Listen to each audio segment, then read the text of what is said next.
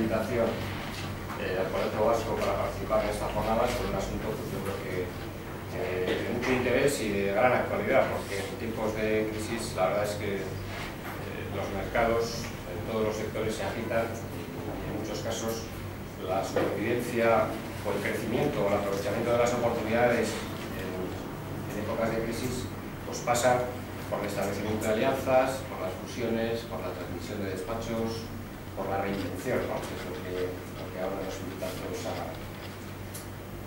a llevar adelante. Hacer un matiz previo y es yo a lo largo de la exposición, 20-25 minutos, hablaré de los aspectos, digamos, de índole más jurídica o legal que afectan a un proceso de transmisión de empresas. Deciros ya por delante que la parte jurídica en un proceso de transmisión en un despacho profesional es la fase de cierre. Quiero decir, pocas veces los aspectos jurídicos son determinantes a la hora de que la transmisión se llegue a formalizar. Es decir, los aspectos jurídicos, lo que tratan, las cláusulas jurídicas, la parte jurídica de la transmisión del despacho, normalmente lo que viene es a cerrar unos acuerdos convenidos por el transmitente y el transmisor, en el que se trata de garantizar que todas las reglas que en el marco de la negociación para la transmisión se han acordado realmente se cumplan.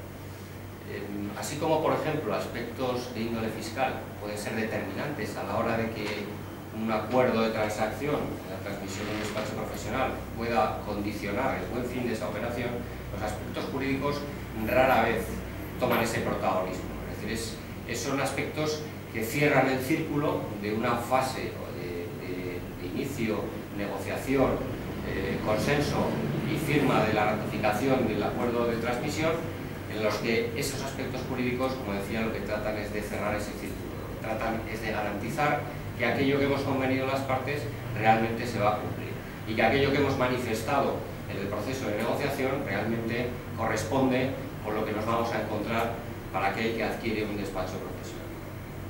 Dicho esto, hacer una breve mención un poco a cuál es el contexto, ¿no?, en la transmisión de los despachos, cuál es el mercado, quiénes estamos, cómo se transmiten los despachos.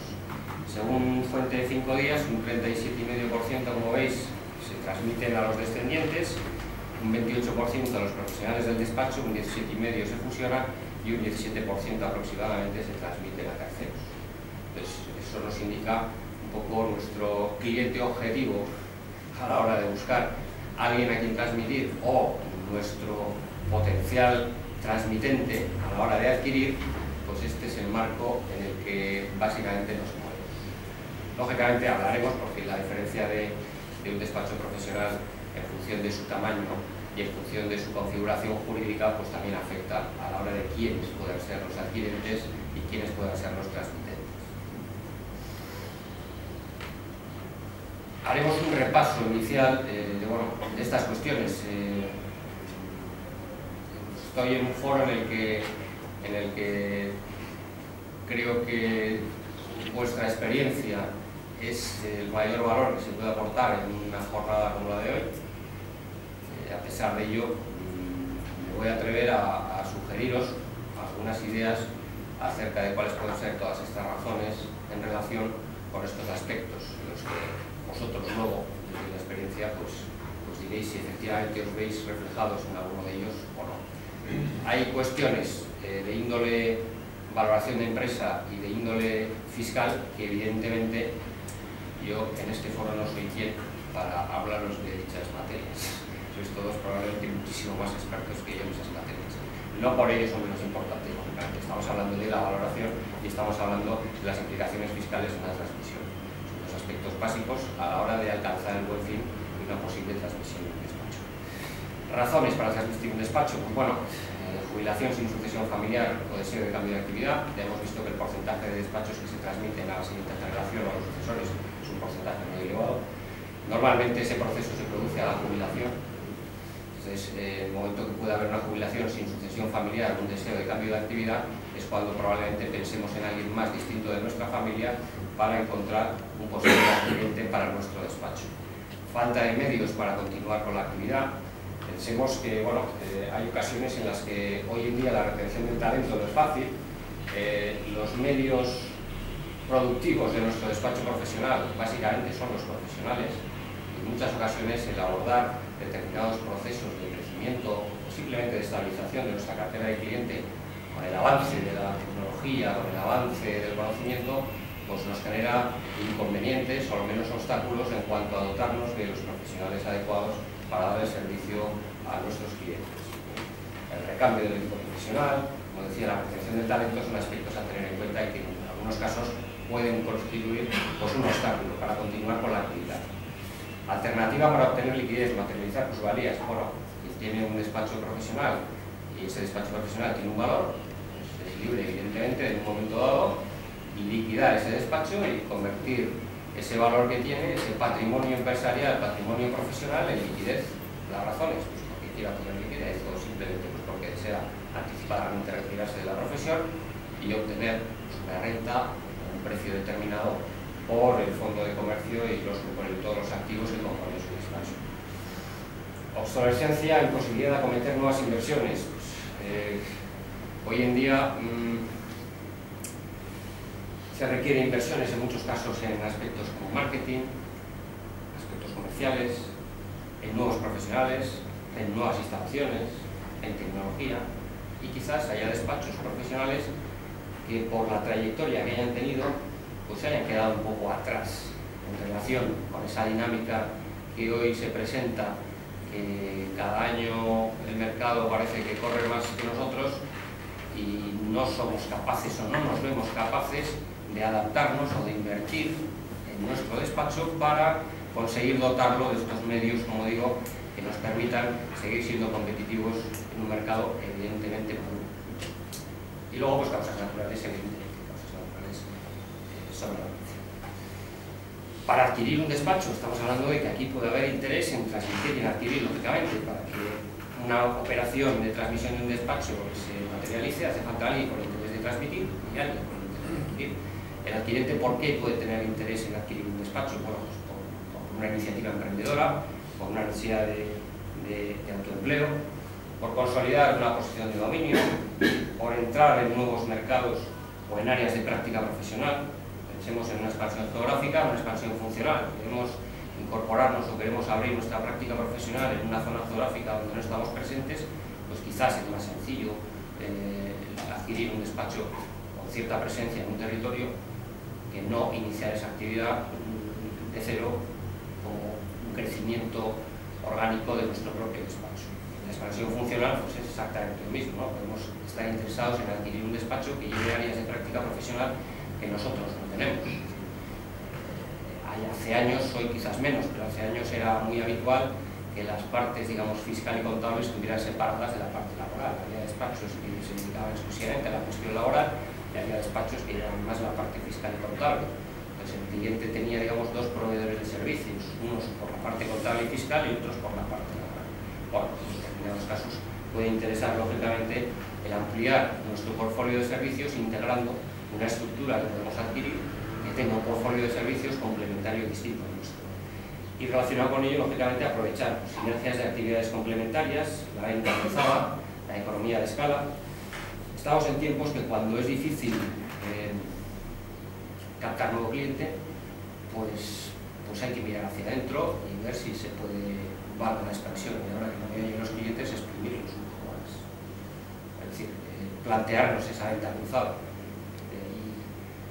Yo recuerdo una estadística que salía de las entidades financieras que era muy curiosa porque hablaba de los recursos que destinaban las entidades financieras a buscar nuevos clientes. Y hablaban del costo que esas entidades financieras tendrían que soportar por fidelizar a los clientes que ya tenían. Y era impresionante, la diferencia era de 5 a 100. Es decir, al nuevo cliente le regalaban vajillas, le hacían seguros, le daban absolutamente de todo, y al cliente de toda la vida que se le daba caja no le quitaban una comisión. Estamos en un tiempo, estamos en un entorno en el que la venta cruzada es algo fundamental. El hacer una revisión de nuestra cartera y ver efectivamente qué potencial de venta cruzada tenemos puede llevarnos a grandes sorpresas. Entonces, el adquirir un despacho en el que veamos que la cartera adquirida tiene un potencial de venta cruzada también es muy interesante. Hay carteras de despachos que quizás no tengan explotado todo el portfolio de servicios que nosotros tenemos, y adquiriendo esa cartera no solo adquirimos la cartera en sí, sino adquirimos un potencial, un conjunto, un fondo de comercio con un cliente objetivo para realizar una venta cruzada que nos puede generar unos ingresos importantes. Y las economías de escala, por supuesto. Si nosotros tenemos estructurado y organizado el despacho de una manera en la que ya hay una estructura vertical, pues lógicamente incorporar nuevos clientes a nuestro despacho no supone incorporar una estructura, pero normalmente en la parte más baja del escalafón profesional, crecimiento vertical y no un crecimiento horizontal. Formas de transmitir un despacho: la planificación y la sucesión. Las fases de la sucesión o de la transmisión, cuando pensamos en transmitir un despacho, pues a mi entender debería ser primero decidir cuándo hacerlo o decidir cuándo empezar a hacerlo.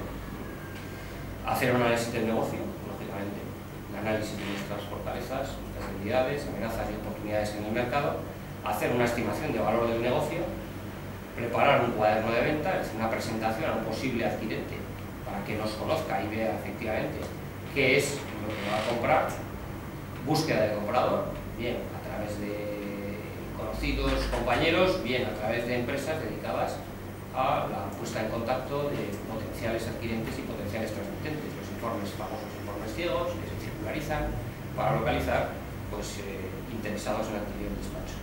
Y por último, la negociación y cierre de la operación. Como veis aquí, es lo que os decía un poco al principio, la parte más jurídica del contenido legal entra con más importancia, con más protagonismo en esta última fase, que es la negociación y cierre de la operación y materialización de todos los contratos, revisión de cláusulas de garantía, etcétera, etcétera.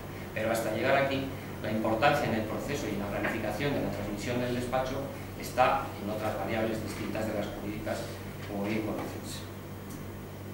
¿Formas de transmitir un despacho? Pues bueno, por vía hereditaria, por vía de donación, estas serían las clásicas, entendiendo que la sucesión del despacho es una sucesión familiar, como veíamos el 37,5% se transmiten, digamos, dentro del seno de la familia o el entorno cercano al titular o titulares del despacho, puede ser esta una de las vías. Compraventa de activos y del fondo de comercio, y hablamos de una adquisición de un conjunto de bienes y derechos que conforman el despacho profesional. En este sentido, se generan diferencias a las que luego me referiré en relación a si la titularidad del despacho es a través del profesional directamente, es decir, si tenemos un profesional que realiza una actividad física, una actividad económica, empresarial, profesional, a título personal, una persona física como titular del despacho, o estamos hablando de una sociedad mercantil. Si estamos hablando de una sociedad mercantil, estaríamos en el supuesto ahí, que es la venta de acciones o participaciones sociales. Adquiriríamos el conjunto de bienes y derechos que se encuentran incorporados en una sociedad y, por tanto, la única transmisión, la que daría lugar a la transmisión propia del despacho, sería una compraventa de acciones o participaciones sociales. En otro caso, si el titular es una persona física, tendríamos que hacer una compraventa de activos y fondo de comercio. Es decir, incorporar en un contrato toda la serie de elementos que se transmiten en esa operación de transmisión. Hay consecuencias de índole jurídica, a las que luego, como digo, me referiré.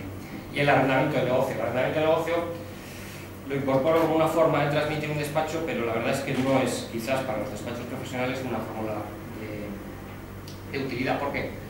Pues porque, en mi opinión, no tiene mucho sentido arrendar un despacho profesional, es decir, transmitir el contacto y la cartera y el control del fondo de comercio a alguien que dentro de 2 o 3 años nos puede rescindir, o 5 o 10 años, el contrato de arrendamiento para entendernos, y ya tiene el control de la propia cartera. No tiene mucho sentido. Pero bueno, como fórmula teórica, evidentemente ahí está. El valor, como os decía, pues es determinante. Es determinante el valor.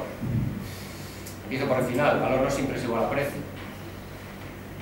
Los intereses que puede tener un adquirente en un despacho pueden ser muy distintos a los que puede tener otro, y eso lógicamente debe tener un reflejo en el precio. El fondo de comercio, como os decía, puede tener un interés en sí mismo por el propio resultado que genera ese fondo de comercio, pero si quien adquiere, por ejemplo, es otro despacho que tiene áreas de práctica profesional complementarias, lo que valorará no solo es la cartera o el resultado de la cartera que adquiere, sino el potencial de venta cruzada y de generación de nuevos ingresos a través de venta de sus servicios a la nueva cartera incorporada. Luego, valor y precio está claro que no coinciden. En la valoración, aquí me voy a extender porque, como os decía, vosotros sobradamente conocéis esta materia mucho mejor que yo. Tiene importancia el valor de los activos, en este caso, por hacer un matiz sin más, el hecho de que haya inmovilizado, es decir, activos inmobiliarios incorporados en el despacho, pues puede ser un problema.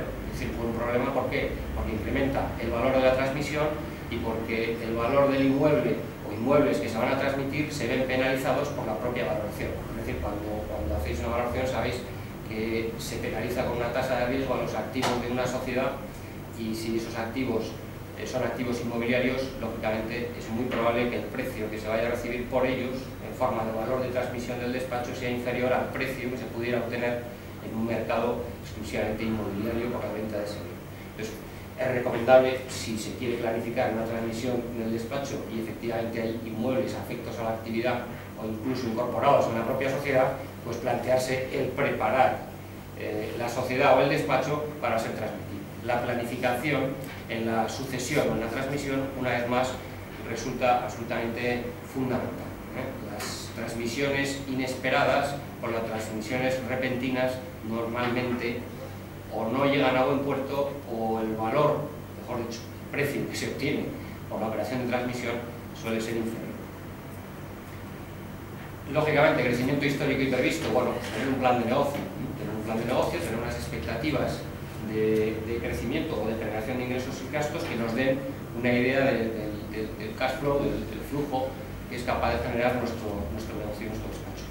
Barreras de entrada y salida, lógicamente es una cuestión a tener en cuenta en la valoración. Existen barreras de entrada, como pueden ser cualificaciones profesionales, es decir, si nosotros pensamos en entrar en un mercado de auditores, pues tendríamos que ser auditores. Si pretendemos entrar en un mercado concursal, pues tendríamos que ser administradores concursales. Hay ramas de especialización profesional que lógicamente pueden ser condicionantes como una barrera de entrada a ese mercado. Otras, como puede ser la inversión, en determinadas actividades que requieren una inversión determinada. En la gestión laboral, pues quien quiera acceder a un mercado de gestión laboral de gran empresa, pues tendrá que adaptar sus sistemas a aquellos programas que den servicio requerido por las grandes empresas. Estamos hablando de grandes RPs y no programas de contabilidad o programas de nóminas que habitualmente podemos utilizar y por tanto requieren una inversión. Es decir, en la valoración evidentemente existen barreras de entrada y barreras de salida. Y luego el equipo profesional y el grado de dependencia. No es lo mismo el valor de un despacho en el que la cartera dependa exclusivamente del titular, digamos en cuanto a fidelización, que un despacho en el que la cartera, digamos, la fidelización esté repartida entre los titulares, entre los profesionales del despacho. Las posibilidades de pérdida de cartera pues son menores.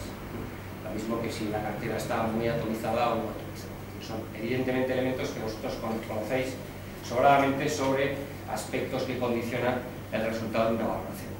En cuanto a los aspectos legales propiamente dichos de la transmisión, bueno, pues ya os he anunciado que la titularidad jurídica del despacho tiene importancia. ¿Importancia? Pues ¿por qué? Pues porque cuando uno lo que transmite, lo transmite de forma personal, es decir, como profesional independiente, lo que hay es una transmisión de todas las relaciones jurídicas existentes con terceros. Es decir, nosotros tenemos que dejar ser titulares de todo lo que transmitimos y el adquirente tiene que pasar a ser titular de todo lo que le hemos transmitido, por lo cual implica un cambio de titularidad pleno de todos los activos, todos los bienes y todos los derechos. Entonces ahí, evidentemente, la complejidad o las cautelas que hay que tener son mayores que si es una sociedad como ahora tenemos, ¿no? Es decir, aquí estamos comprando activos, estamos comprando fondo de comercio, estamos cambiando la titularidad jurídica de todas las relaciones jurídicas con terceros, estamos aplicando el régimen de sucesión de empresa a efectos laborales. Pensemos que el artículo 44 del Estatuto de los Trabajadores, cuando habla de sucesión de empresa, establece una responsabilidad solidaria durante un plazo de 3 años entre el cedente y el cesionario. Es decir, nosotros transmitimos y durante 3 años tenemos una responsabilidad solidaria en virtud de la aplicación del artículo 44 del Estatuto de los Trabajadores sobre las deudas laborales y de seguridad social existentes o preexistentes a la fecha de la transmisión. Es un aspecto, pues, lógicamente muy alto. Hay muchos casos en los que la titularidad del despacho se ha mantenido como profesional independiente o como persona física. ¿Por qué? Porque a efectos de del pasivo laboral a la hora de jubilarse, pues la diferencia es muy importante. Y todos conocemos que si nosotros nos jubilamos y somos nosotros los titulares del despacho, la indemnización que hay que hacer frente por liquidar a los trabajadores pues es una indemnización de un mes por año. En cambio, las sociedades no se jubilan. Si nosotros queremos jubilarnos y tenemos el despacho bajo la forma jurídica de sociedad y quisiéramos prescindir de los trabajadores, de los profesionales que están incorporados en esa sociedad, pues tendríamos que acudir a la regulación ordinaria de estatuto de los trabajadores y acudir a las indemnizaciones propias por despido.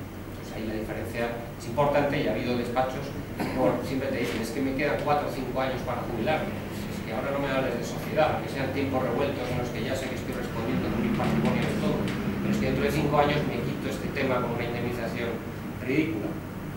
Pues son aspectos de tipo legal que a veces han condicionado la estrategia de aportar o no todos esos activos o desarrollar la actividad profesional a través de una sociedad o a través de persona física. Si es una sociedad mercantil, bueno, lo que os decía antes, la sociedad mercantil mantiene la titularidad jurídica de sus relaciones con terceros y lo que cambia exclusivamente es la propiedad, es decir, se mantiene absolutamente todo. Las relaciones con los trabajadores son exactamente las mismas, es decir, la persona que contrata, la persona que es titular de las relaciones jurídicas con terceros es la misma. Pensemos en contratos de arrendamiento, pensemos en contratos de colaboración, pensemos en contratos de leasing, en contratos laborales. Es mucho más sencilla la transmisión desde el punto de vista del cambio de titularidad jurídica de los bienes y derechos que se transmiten cuando la forma jurídica es sociedad que no cuando es una persona física. Y hago aquí una precisión sobre la sociedad profesional porque con la incorporación a nuestra legislación de la figura de las sociedades profesionales, como sabéis, las sociedades profesionales exigen una serie de requisitos para ser sociedad profesional. Uno de los requisitos es la habilitación y cualificación del profesional titular del despacho con una participación equivalente al 75% al menos. ¿Eso qué implica? Que si nosotros vamos a adquirir una sociedad profesional, tendremos que tener la habilitación profesional para ser socio de esa sociedad profesional, porque si no, nos abocaría a la disolución de la sociedad profesional. Es un matiz en relación con las sociedades profesionales. El resto del régimen es similar al de cualquier otra sociedad, porque como sabéis perfectamente, las sociedades profesionales pueden ser anónimas, limitadas, cualquier forma. En cuanto a aspectos legales a regular la transmisión, bueno, pues aquí viene lo que os comentaba, que es las operaciones de cierre, ¿no? Las operaciones de cierre, lo que tratamos en estos contratos, o en esta revisión, o en estas due diligence, como lo queramos llamar, es de verificar y garantizar que lo que se nos ha dicho que se nos va a transmitir realmente responde con lo que hay, y segundo, que las condiciones en las que nosotros pactamos esa transmisión se van a cumplir y en qué condiciones. Entonces aquí pensemos, un despacho profesional puede ser titular tanto como persona física como sociedad de patentes, marcas, habilitaciones. Hay que verificar que efectivamente todas esas marcas, patentes, habilitaciones profesionales están en regla, que es posible la cesión, que la titularidad de esas patentes, marcas o habilitaciones se van a realizar y que no nos vamos a encontrar con sorpresas del tipo de que hay una cláusula en la que dice que si cambia el titular o la propiedad de la sociedad titular de la habilitación o licencia, perdemos la licencia. Entonces, aquí se revisan todo ese tipo de cuestiones. Evidentemente, contratos con terceros, pues verificar posibles cláusulas de rescisión ante un cambio de la titularidad del despacho, casos típicos son contratos de arrendamiento, pero aquí tienen cabida, como veis, pues contratos de colaboración que tengamos con terceros, contratos con proveedores estratégicos, los contratos con clientes, revisar los contratos con clientes, ver si tenemos con los contratos con clientes cláusulas de rescisión anticipada o no, o los clientes tienen un contrato en el que tienen que respetar un vencimiento, son contratos anuales, si hay penalizaciones, si no hay penalizaciones, los arrendamientos, los leasing. Una cuestión fundamental, el régimen de responsabilidad derivado de contingencias anteriores a la transmisión, los famosos pasivos ocultos. Aquí con qué nos encontramos, con que nosotros vamos a transmitir unos activos pasivos, bienes y derechos, obligaciones y deudas en un momento, y los que estamos valorando son los que nos dicen que hay, pero puede haber otros que estén latentes y no hayan aflorado en el momento en que se realiza la transmisión. Aquí, esa es quizás una de las cláusulas tipo en este tipo de contratos, que son las cláusulas de garantía, en relación a que el transmitente garantice que los pasivos ocultos, es decir, que no existen pasivos ocultos, o que en el caso de existir pasivos ocultos, la responsabilidad patrimonial del pago de las consecuencias del afloramiento de esos pasivos ocultos los va a soportar el transmitente y no el adquirente. O en su caso, corregir el precio pactando que sea el propio adquirente el que asuma la responsabilidad de aquellos pasivos que puedan aflorar. Esta es quizás una de las cláusulas más importantes. Luego nos encontramos con los pasivos laborales. Los pasivos laborales ya sabemos todos que están ahí y es una cuestión que hay que gestionar. Es quizás en los despachos profesionales yo creo que el pasivo más importante que nos podemos encontrar, ¿no? Las posibles indemnizaciones ante una reducción de la plantilla o ante la falta de interés por parte del nuevo adquirente de determinadas personas de la organización. Si nosotros estamos hablando de una fusión, estamos hablando de una economía de escala, pues ¿qué puede pasar? Igual de la nueva organización nos sobran personas. Pues esas indemnizaciones evidentemente las tendremos que tener en cuenta. Los pasivos laborales son un aspecto muy importante a considerar.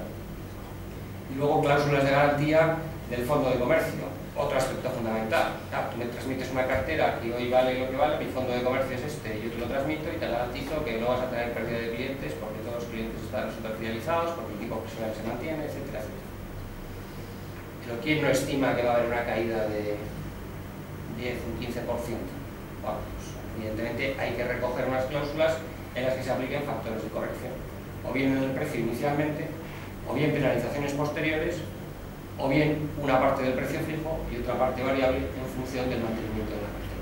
Nosotros tendríamos que hacer un plan de negocio, estimar ese plan de negocio conforme a los resultados históricos y el momento actual, y a partir de ahí extrapolar cuáles son las previsiones de resultado que va a generar nuestra cartera.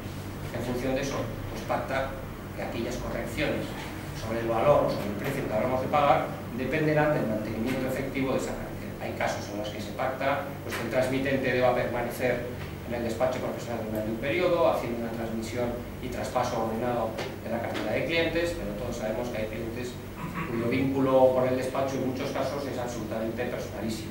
Entonces, ahí la cuestión, el riesgo de baja se incrementa y sobre todo si esto lo unimos con lo que comentábamos antes, que es la atomización de la cartera del fondo de comercio, pues también es fundamental. Si el 40 o el 30% de nuestra facturación depende de un solo cliente, pues hay un factor mayor de riesgo a la hora de determinar el valor. Equipo profesional, cláusulas de garantía en relación con pactos de permanencia y no concurrencia. Pues aquí pensemos lo mismo. Si una parte o el activo, uno de los activos fundamentales que tiene nuestro despacho profesional son los profesionales que dan servicio y mantienen a nuestros clientes, pues hombre, quizás sería responsable garantizarse el hecho de que esos profesionales que están dando servicio y fidelizan y van a mantener esa cartera, pues permanezcan en nuestro negocio adquirido. Pensemos que 2 o 3 profesionales de valía con un vínculo muy estrecho con determinados clientes al cabo de un año deciden marcharse y por razones del mercado sus clientes se van. Bueno, pues podríamos valorar acciones de competencia desleal, pero de momento los clientes los hemos perdido. Entonces se pueden establecer pactos de permanencia y evidentemente pactos de no concurrencia. No concurrencia tanto para el que transmite, que probablemente cuando transmite no vamos a pensar que se va a dedicar a lo mismo, pero si no se va a dedicar a lo mismo no tendrá ningún problema por escrito, tanto como a los propios profesionales. Se les puede decir, oiga, usted va a permanecer en el despacho durante 3 años y a partir de los 3 años tiene un año de no concurrencia, es decir, cuando salga de aquí durante un año no va a poder dedicarse a esta actividad. Esos pactos son retribuidos, hay que valorar evidentemente el coste de garantizarse eso, pero es una cuestión desde luego fundamental a valorar.